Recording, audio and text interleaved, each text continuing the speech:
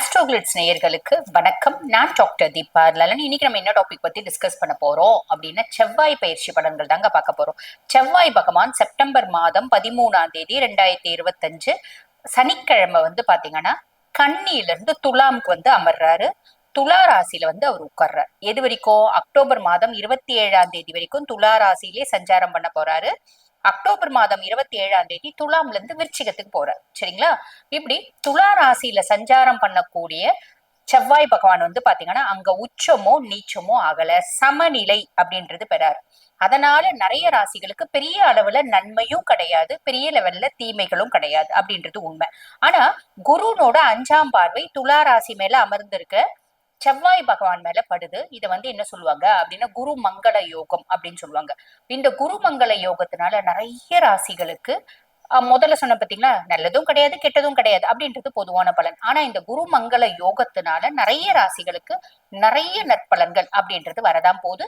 அந்த விதத்துல உங்க ராசிக்கு என்னென்ன மாதிரி நற்பலன்கள் வருது பார்த்துடலாம் வாங்க. தனுசு ராசி அன்பர்கள், உங்களோட ராசி அதிபன் யாரு? குரு பகவான். குரு பகவானுக்கு செவ்வாய் நட்பா பகையா அப்படின்னு கேட்டா நட்பு கிரகம் தான். நட்பு கிரகம் அப்படின்றதுனால செவ்வாய் பகவான் பாருங்க பெருமளவு தனுசு ராசி அன்பர்களுக்கு நிறைய நல்லது செய்வாரு அப்படின்றது ஒரு விதி. ஓகேங்களா? அதுக்கும் மேல இப்ப அவரு துலாம் உங்களுக்கு பாருங்க 11ஆம் பாவம் லாபஸ்தானம். லாபஸ்தானத்துல செவ்வாய் உட்கார்ந்துட்டு இருக்காரு, லாப செவ்வாயா இருக்காரு. அதுக்கும் மேல குருனோட நேரடி பார்வை லாப செவ்வாய் குருமங்கள யோகம் பெற்று இருக்காரு. அப்படின்றதுனால உங்களுக்கு என்ன நடக்கும் அப்படின்னா, ஃபர்ஸ்ட் விஷயம், நீங்க என்ன தொழில் செய்யறீங்க அப்படின்னாலும் அந்த தொழில்ல ஒரு அபரிவிதமான லாபம் அப்படின்றது வந்துடும். நாங்க ஒரு டெய்லரிங் வேலை தான் செய்யறோம், பிரச்சனை இல்லை. நாங்க ஒரு சின்ன லெவல்ல மிஸ் வச்சுட்டு இருக்கோம், பிரச்சனை இல்லை. நாங்க பாருங்க ஒரு மளிகை கடை வச்சுட்டு இருக்கோம், பிரச்சனை இல்லை. நாங்க ஒரு எஜுகேஷனல் இன்ஸ்டிடியூஷன் வச்சு நடத்துறோம். எந்த வேலையா இருந்தாலும் அதுல ஒரு நல்ல லாபம் அப்படின்றது சாலிடா வருங்க. இது ஒரு பெரிய பிளஸ். எங்க மூத்த சகோதர சகோதரிகள் இருக்காங்க, அவங்க கிட்ட எங்களுக்கு ரொம்ப நாளா பேச்சுவார்த்தை இல்லை. அவங்க பயங்கர வசதியா இருக்காங்க, அவங்க சப்போர்ட் பண்ணா நல்லா இருக்கும். நான் நிறைய முறை எதிர்பார்த்திருக்கேன், ஆனா அது ஆகாமே போயிடுச்சு. இந்த காலகட்டம் அவங்களோட சப்போர்ட் அப்படின்றது கிடைக்கும். இது ஒரு பெரிய பிளஸ். அதுக்கும் மேல பாருங்க உங்களுக்கு இந்த செவ்வாய் பகவான் பாத்தீங்கன்னா லார்ட் ஆஃப் 5 and 12, பூர்வ புண்ணியஸ்தானம் புத்திரஸ்தானம், இதுக்கு அதிபன். அயன சயன போஜன மோட்ச விரயஸ்தானம் அதுக்கு அதிபன். அப்ப பூர்வ புண்ணியஸ்தானம் புத்திரஸ்தானத்துக்கு அதிபன் இப்ப லாப செவ்வாயா உட்கார்ந்துட்டு இருக்கா. அப்படின் போது என்ன பண்ணுவான்? என்னோட பூர்வீக சொத்து பத்து நிறைய இருக்குப்பா. அது பாருங்க ஊர்ல வில்லங்கத்தோட இருக்கு. எங்க அங்காளி பங்காளி வில்லங்கம். இப்ப என்ன பண்றோம்? மத்தியஸ்தர்களை கூப்பிடுறோம், பஞ்சாயத்து பண்றோம், அந்த சொத்து எங்க கைக்கு சேர்த்து. சொத்து பத்துலாம் நான் ஆல்ரெடி வாங்கிட்டேன். வியாபாரம் பண்றதுக்கு அங்க பார்ட்டியே வரல. இப்ப நல்ல புரோக்கர் கிடைக்கிறான், வியாபாரம் பண்றேன், வருமானம் வருது, வருமானத்தை நான் யூட்டிலைஸ் பண்ணிக்கிறேன் எப்படின்ற மாதிரி வரும். குழந்தைங்க பெருசா எனக்கு தலைவலியா இருக்குங்க. என் பிள்ளைங்களை நான் ஏன் பெத்தேன்னு ஒவ்வொரு நாளும் நொத்துக்கிறேன். அந்த குழந்தைங்க இல்லாம இருந்தா கூட பரவாயில்லைன்னு நினைக்கிறேன். குழந்தைங்க சார்ந்து மனக்கஷ்டம், மனசஞ்சலம், மனக்குழப்பம். இப்போ பாருங்க, நிறைய ஜாதகம் பார்க்க வரவங்க கவலைப்படுறதே பிள்ளைங்களை பத்தி தான்.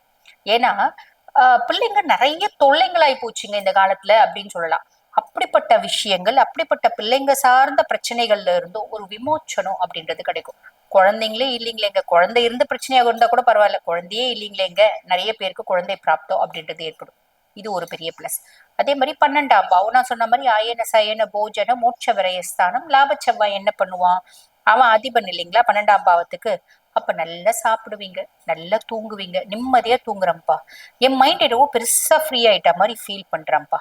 நான் கோயிலுக்கு போகணும்னு ஆசைப்பட்டேன், கோயிலுக்கு போனேன். தீர்த்த யாத்திரை போகணும்னு ஆசைப்பட்டேன், தீர்த்த யாத்திரைக்கு போனேன். எங்கன்னா வெளியே போயிட்டு நிம்மதியா இருக்கணும்னு ஆசைப்பட்டேன், நிம்மதியா இருக்கு. குலதெய்வ கோயிலுக்கு போகணும்னு ஆசைப்படுறேன், குலதெய்வ கோயிலுக்கு போனேன். ஒரு பிளாட் வாங்கி ரெஜிஸ்டர் பண்ணணும்னு ஆசைப்பட்டேன், பிளாட் வாங்கி ரெஜிஸ்டர் பண்ணேன். ஒரு வீடு வாங்கி ரெஜிஸ்டர் பண்ணணும்னு ஆசைப்பட்டேன், ரெஜிஸ்டர் பண்ணேன். ஒரு வண்டி வாகனம் வாங்கி ரெஜிஸ்டர் பண்ணணும்னு ஆசைப்பட்டேன், ரெஜிஸ்டர் பண்ணேன். இப்படி எல்லா விதத்திலயும் பிளஸ் அப்படின்றத இந்த லாப செவ்வாய் கொடுத்துருவாரு. ப்ராப்பரா யூட்டிலைஸ் பண்ணிக்கோங்க. காரணம் என்ன? குருனோட பார்வையினால இவர் இவ்வளவு நல்லது கொடுக்க போறாரு அப்படின்னு அர்த்தம். ப்ராப்பரா யூட்டிலைஸ் பண்ணிக்கோங்க, நல்லது நடக்கும், நல்லது மட்டுமே நடக்கும். வாழ்த்துக்கள். இப்ப நான் சொன்னது பாத்தீங்கன்னா உங்க ராசிக்கான ஒரு பொதுவான பலன். இப்ப இந்த பதிவுகளை பார்த்துட்டு இருக்கங்க, எங்களோட சுய ஜாதகத்தை நாங்க அனலைஸ் பண்ணிக்கணும் அப்படின்னு விருப்பப்பட்டாலும், நாங்க வாழ்க்கையில பல முக்கியமான விஷயங்களை முடிவெடுக்கும் தருணத்துல இருக்கோம். அதனால நாங்க ஃபுல்லும் ப்ரெடிக்ட் பண்ணிக்கணும் அப்படின்னு ஆசைப்பட்டாலும், நான் பேசிட்டு இருக்கும் போது எங்களோட வாட்ஸ்அப் நம்பர் டிஸ்பிளேல கொடுத்துருப்பாங்க. அந்த வாட்ஸ்அப் நம்பருக்கு கால் பண்ணி அப்பாயின்மெண்ட் ஃபிக்ஸ் பண்ணி என்கிட்ட பேசிக்கலாம். தேங்க்யூ.